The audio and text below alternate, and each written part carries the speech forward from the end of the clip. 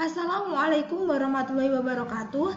Perkenalkan, nama saya Silviana Fitriani dari kelas M02 mata kuliah pengkajian stok dengan NIM 195508010111132 dengan email sebagai berikut. Nah, di sini saya akan menjelaskan mengenai penyelesaian dari tugas yang telah diberikan pada praktikum pengkajian stok dengan materi korelasi dan regresi. Soalnya yaitu sebagai berikut. Nah, untuk menyelesaikan soal nomor 1 dan 2 ini kita bisa menggunakan korelasi, sedangkan untuk menyelesaikan soal nomor 3 sampai dengan 5 kita menggunakan regresi. Langkah pertama yaitu menentukan korelasi. Nah, dalam menentukan korelasi ini kita ubah dulu satuannya menjadi ln karena pada soal satuannya belum sama. Jadi untuk mengubah menjadi ln yaitu dengan formula sama dengan ln, kemudian pilih data yang ingin akan diubah satuannya, kemudian enter. Nah, hasilnya akan seperti ini. Untuk data di bawahnya bisa ditarik saja. Kemudian untuk mencari ln BOD caranya juga sama. Selanjutnya yaitu membuat scatter plot. Nah, dalam membuat scatter plot ini caranya yaitu pilih data yang akan kita buat scatter plot, blok, kemudian pilih insert, kemudian pilih menu chart dan pilih scatter. Nah, nanti akan muncul seperti ini. Kemudian ubah style dengan mengubahnya di sini. Dan untuk garis X kita ubah namanya menjadi ln suhu dan garis Y kita ubah menjadi ln BOD. Nah, dari scatterplot ini, berdasarkan scatterplot tersebut dapat diketahui bahwa suhu dan BOD membentuk tren linear positif. Nah, hal ini menunjukkan bahwa semakin besar nilai suhu, maka di saat yang sama nilai BOD juga akan tinggi. Nah, langkah selanjutnya yaitu membuat tabel yang berisi nilai X, Y, XY, X kuadrat, dan Y kuadrat. Nah, untuk X ini merupakan permisalan dari suhu dan Y merupakan permisalan dari BOD. Nah, untuk XY ini merupakan X ini dikalikan dengan Y.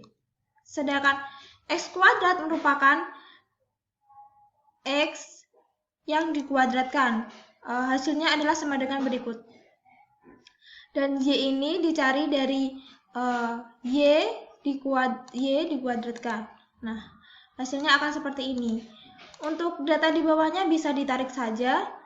Terus untuk kita cari jumlahnya dengan rumus sama dengan sum. Diblok saja untuk X-nya. Dan hasilnya akan seperti ini. Lalu kita tarik saja ke kanan agar hasilnya sama pada Y, XY, X kuadrat dan Y bisa menghasilkan dengan rumus yang sama, seperti itu. Selanjutnya kita akan mencari RXY, yaitu dengan rumus RXY sama dengan N sigma X1 Y1 dikurangi sigma X1 kemudian dikalikan sigma Y1 dibagikan dengan akar N sigma X1 dikurangi dengan sigma X1 yang dikuadratkan, kemudian dikalikan dengan N sigma Y1 kuadrat dikurangi dengan sigma Y1 yang dikuadratkan.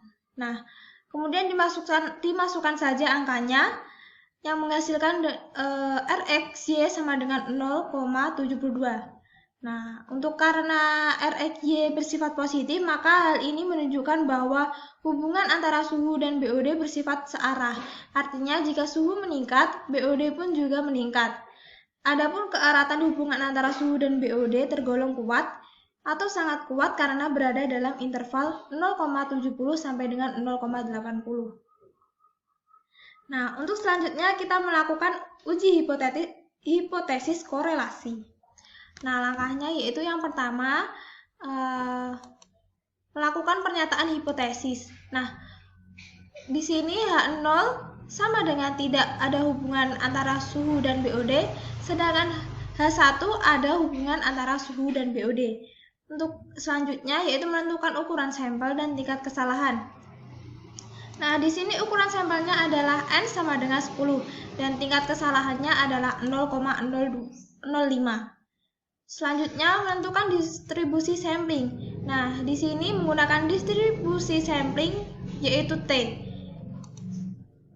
Kemudian menentukan titik kritis di mana dB sama dengan N-2 sama dengan 10, min 2 sama dengan 8.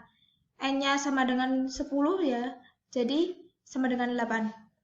Nah, untuk menentukan T-tabel yaitu menggunakan rumus sebagai berikut. Di sini menggunakan alfa 0,025 dikarenakan dalam rumus terdapat alfa dibagi 2, jadi menggunakan 0,025. Nah, untuk mencari T-tabel ini kita akan menggunakan tabel T, di mana kita mencari pertemuan antara 0,025 dan 8. Maka kita pakai 2,306. Jadi T-tabelnya yaitu plus minus 2,306. Nah, untuk selanjutnya yaitu menentukan daerah penolakan H0. Nah, berikut ini merupakan daerah penolakan H0, di mana jika lebih dari 2,306 maka disebut tolak H0, dan jika kurang dari min 2,306 juga akan tolak H0, daerah tolak H0. Nah, apabila di antara min 2,306 dan 2,306 ini maka pada daerah terima H0. Selanjutnya yaitu menentukan statistik uji. Nah, diketahui bahwa RxY sama dengan 0,72 yang telah kita hitung tadi. Selanjutnya yaitu menghitung T hitung dengan rumus yaitu T hitung sama dengan RxY akar N min 2 per akar 1 min RxY maka 2. Nah, sama dengan berikut ini angkanya dimasukkan saja dan menghasilkan T hitung sebesar 2,93. Untuk selanjutnya yaitu menentukan keputusan dan kesimpulan. Nah, keputusannya yaitu T hitung lebih besar dari 2,306 yang merupakan tolak H0. Berikut ini grafiknya berupa ke daerah tolak H0. Nah, untuk kesimpulannya bahwa adanya hubungan antara suhu dan BOD. Selanjutnya untuk soal nomor 3 sampai dengan 5 kita bisa menyelesaikannya dengan regresi. Nah, untuk regresi ini kita menggunakan data yang sudah diubah menjadi len yang kemudian dibuat dengan scatter plot. Caranya sama seperti tadi. Blok terlebih dahulu data yang akan dibuat scatter plot, kemudian pilih insert, pilih menu chart dan pilih scatter, maka hasilnya akan seperti ini. Nah, scatter plot tersebut ini menunjukkan bahwa secara deskriptif suhu berpengaruh positif terhadap kadar BOD.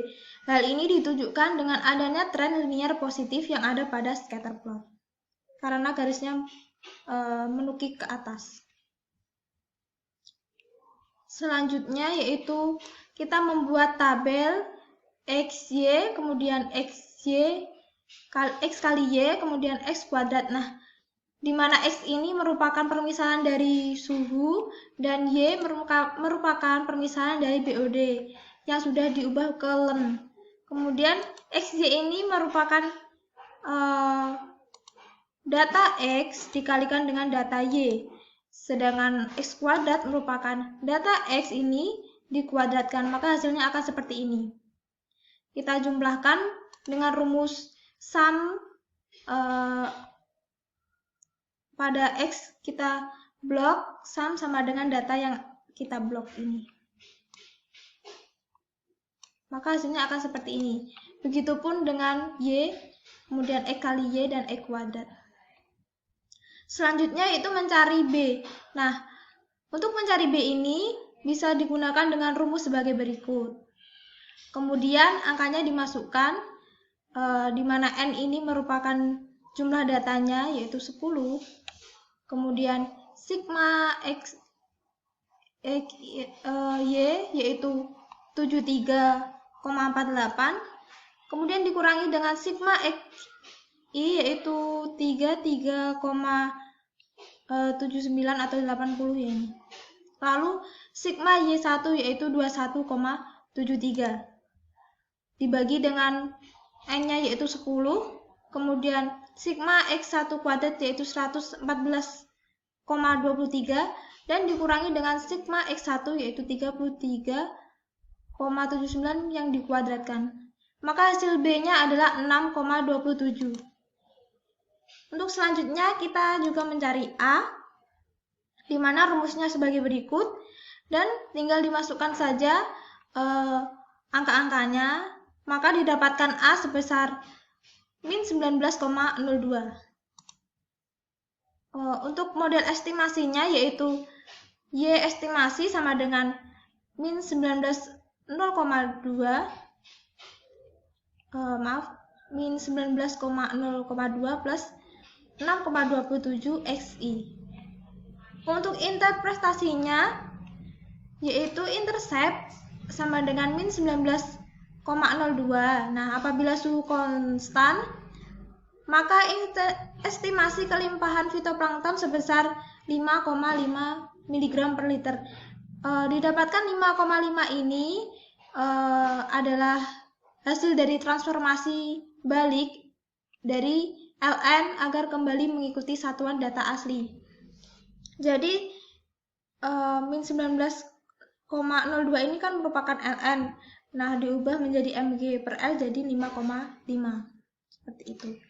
Untuk slope sama dengan 6,27.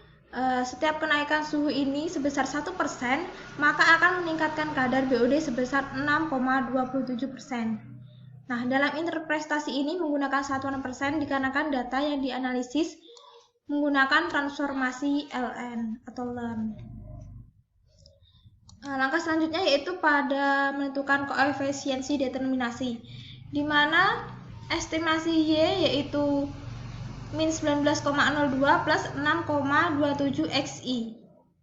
Nah, di sini kita membuat tabel yang berisi XI, YI, estimasi Y, kemudian estimasi Y dikurangi rata-rata Y, kemudian dikuadratkan, dan Y1 dikurangi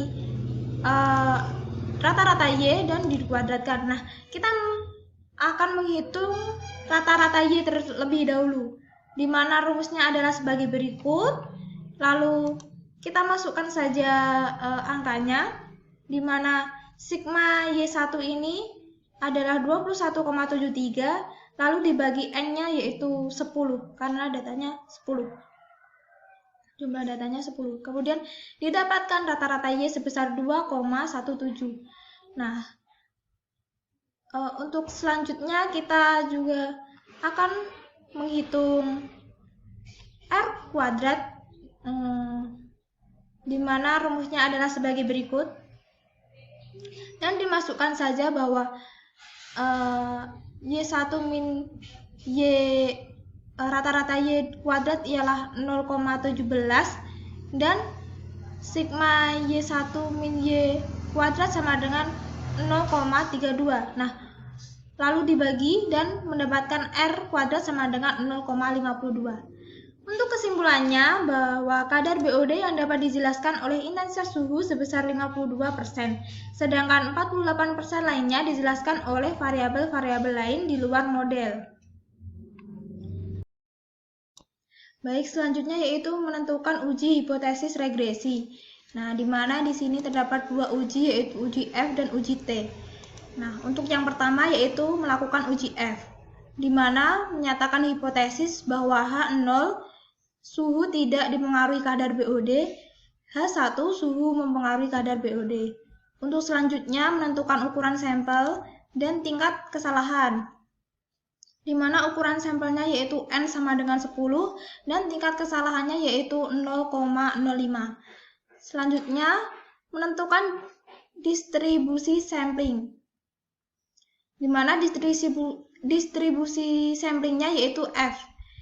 Selanjutnya menentukan titik kritis, di mana P sama dengan 1, dB 1 sama dengan P sama dengan 1, dan dB2 sama dengan N min P min 1, di mana N-nya 10, P-nya 1, dan dikurangi 1, maka hasilnya adalah 8.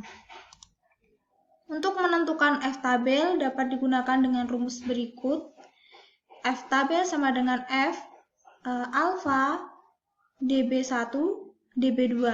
Nah, untuk alfanya yaitu 0,05, dB1-nya 1 dan dB2-nya 2. Untuk mencari F tabel ini kita bisa melihat pada tabel F, di mana kita akan mencari dB1-nya yaitu 1 dan dB2-nya 2. Kita akan mencari pertemuan antara 1 dan dB2-nya, mohon maaf, yaitu 8.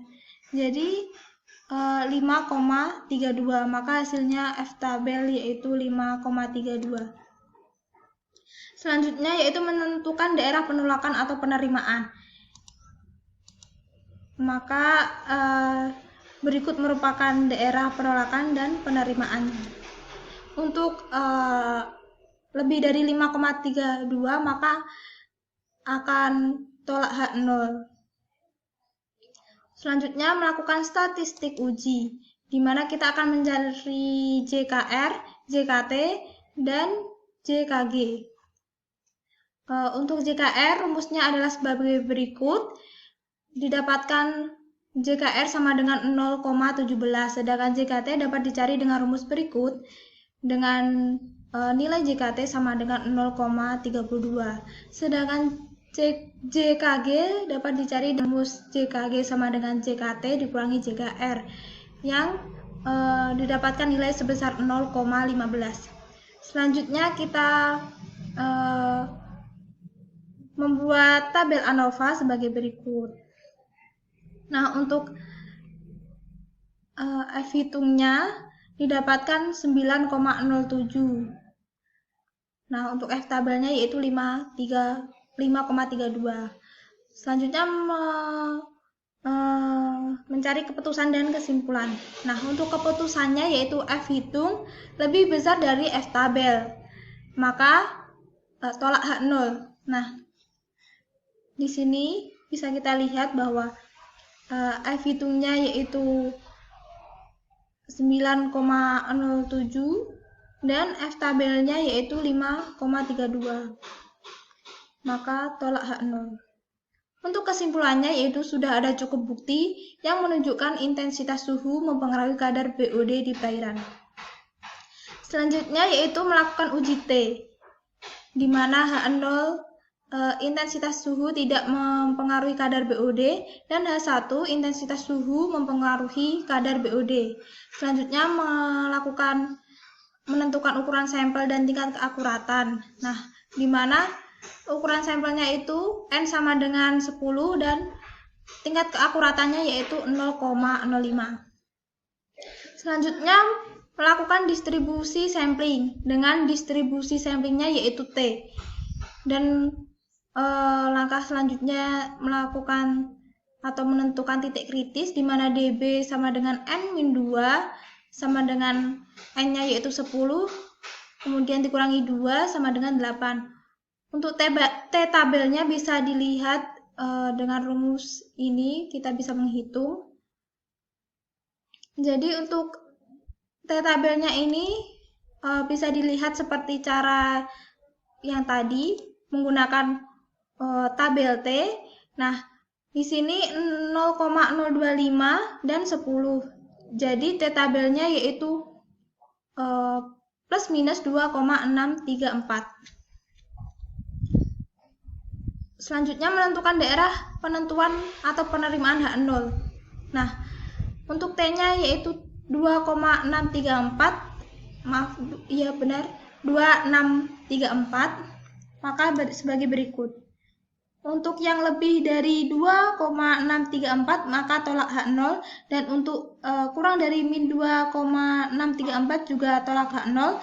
Dan jika di antara min 2,634 dan 2,634 maka hasilnya terima hak 0. Selanjutnya melakukan statistik uji, di mana B sudah diketahui yaitu 6,27 dan KTG-nya 0,02. Selanjutnya menentukan SXX, di mana bisa dihitung dengan rumus sebagai berikut dan dimasukkan angka-angkanya dan menghasilkan SXX sama dengan min 0,014. Selanjutnya bisa menghitung SEB dengan rumus sebagai berikut dan dihasilkan SEB sebesar 1,2. Bisa dilanjutkan dengan menghitung T hitung, di mana rumusnya adalah sebagai berikut. T hitung sama dengan B dibagi SEB. Nah, untuk B-nya yaitu 6,27 dan SEB-nya yaitu 1,2, dihasilkan T hitung sebesar 5,25. Langkah selanjutnya yaitu menentukan keputusan atau kesimpulan. Dari hasil tersebut maka dapat diputuskan bahwa T hitung lebih besar dari T tabel, sehingga hasilnya adalah tolak hak 0 sebagai berikut. Bisa dilihat pada grafik ini. Dan kesimpulan yang didapat yaitu sudah ada cukup bukti yang menunjukkan bahwa intensitas suhu mempengaruhi kadar BOD di perairan. Mungkin sekian dari saya. Apabila ada kurang lebihnya saya mohon maaf. Wassalamualaikum warahmatullahi wabarakatuh.